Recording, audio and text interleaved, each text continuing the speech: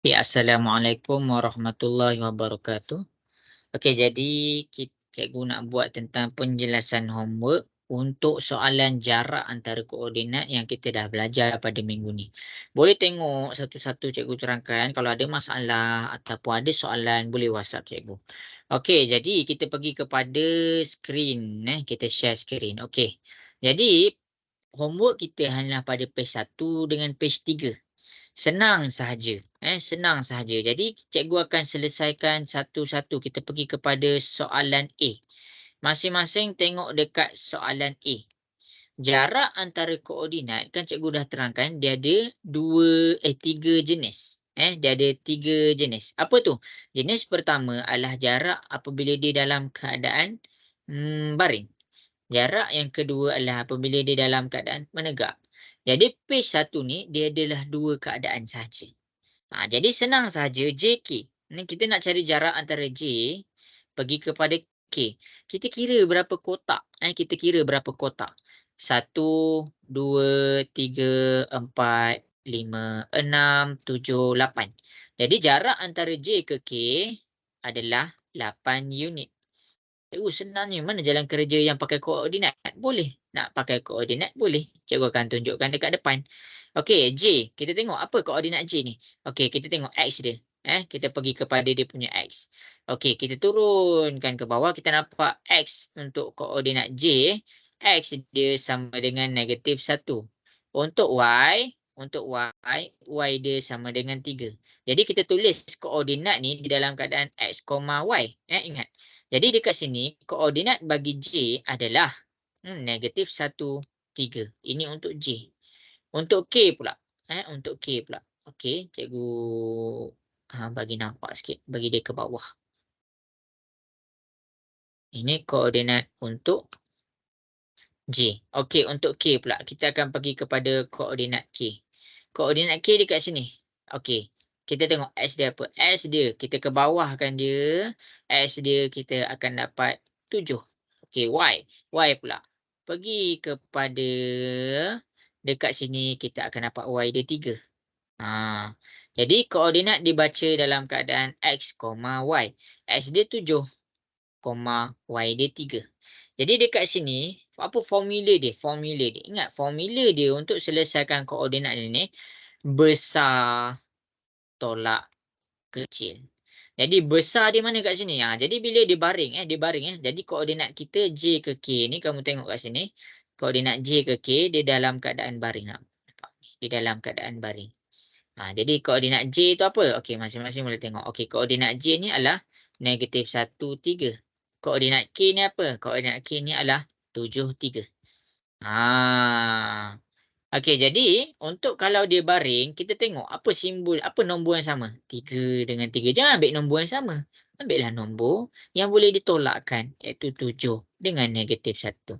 Ingat, apabila di dalam keadaan baring, koordinat yang terlibat adalah koordinat X. Jadi nombor besar.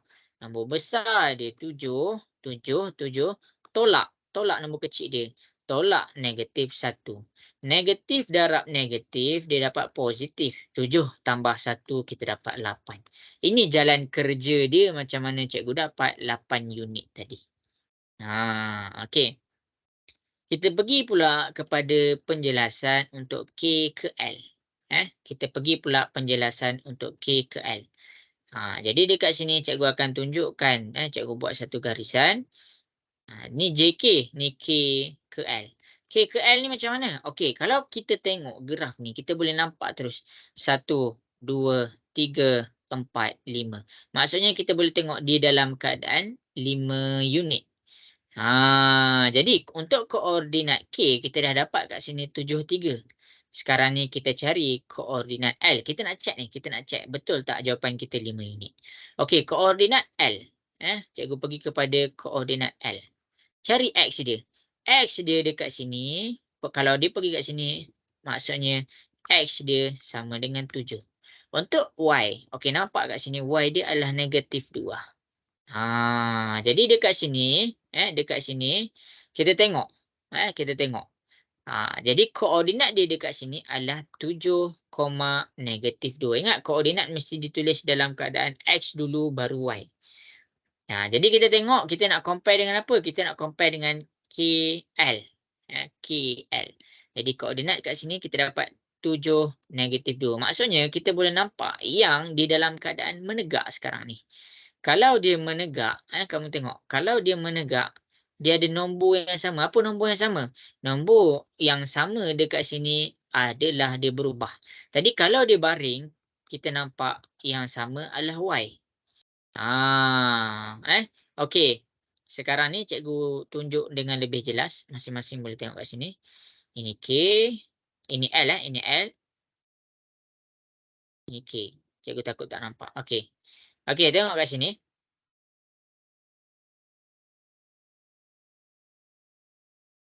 Okey.